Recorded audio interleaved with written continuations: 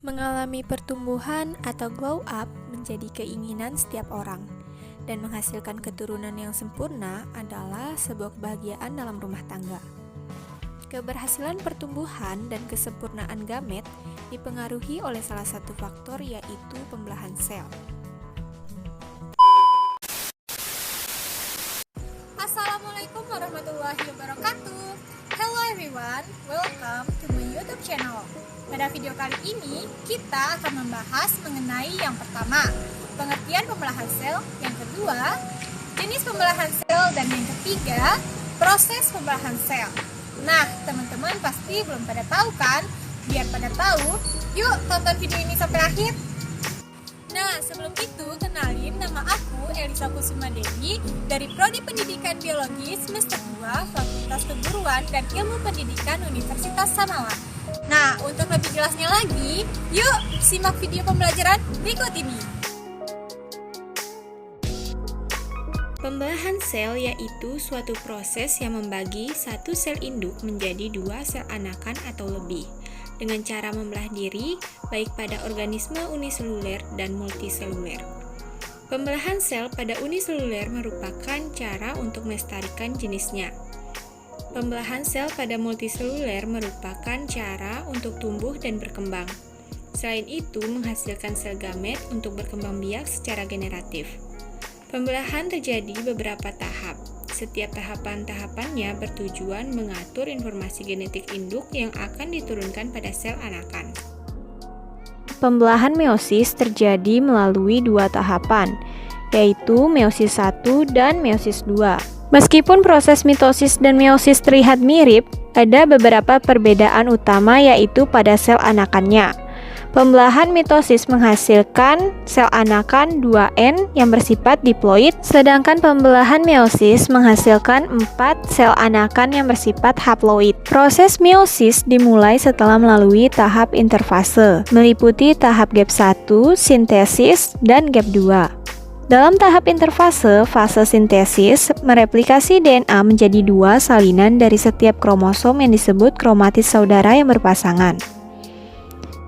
Sentriol dalam sitoplasma menduplikasi dan mulai memperluas mikrotubulus yang akan membentuk kromatid, melekat pada sentromer, dan memadat saat sel memasuki tahap profase 1. Selanjutnya memasuki tahap meiosis 1. Prosesnya meliputi yaitu profase 1 ditandai dengan pasangan homolog kromatid terletak berdampingan dalam proses tersebut yang disebut sinapsis membentuk tetrat atau bivalen.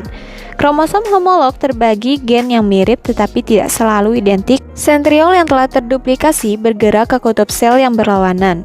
Selanjutnya, tahap prometafase 1, di mana kromosom dihubungkan dengan benang-benang spindle yang berasal dari sentriol. Selanjutnya memasuki tahap metafase 1, di mana kromosom telah sejajar dengan daerah pembelahan. Tahap anafase 1, kromosom menuju ke kutub dengan arah yang berlawanan. Kemudian tahap telofase 1, di mana inti sel mulai terbentuk, kromosom berubah menjadi kromatid.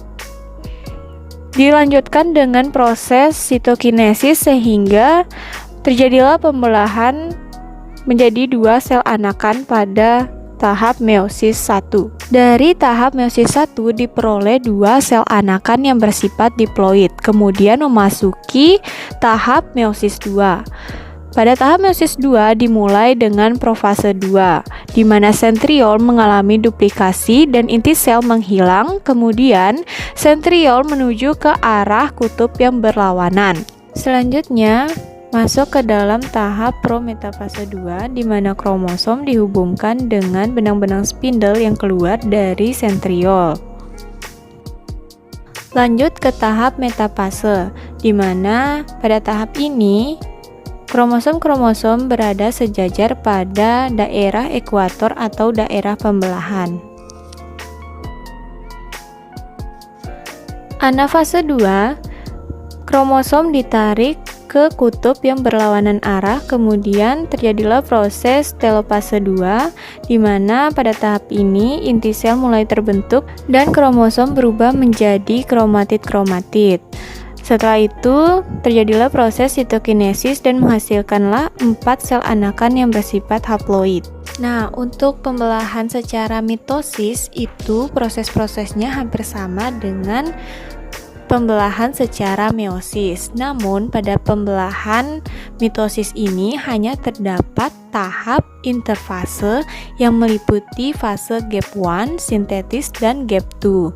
Kemudian dilanjutkan dengan tahap mitosis yaitu meliputi fase profase, metafase, anafase, telofase, dan sitokinesis, sehingga menghasilkanlah 2 sel anakan yang bersifat diploid. Nah, itu dia sedikit penjelasan mengenai pembelahan sel secara meiosis dan mitosis dari aku. Semoga bermanfaat. Thank you for watching and don't forget to like, comment, and subscribe. Wassalamualaikum warahmatullahi wabarakatuh.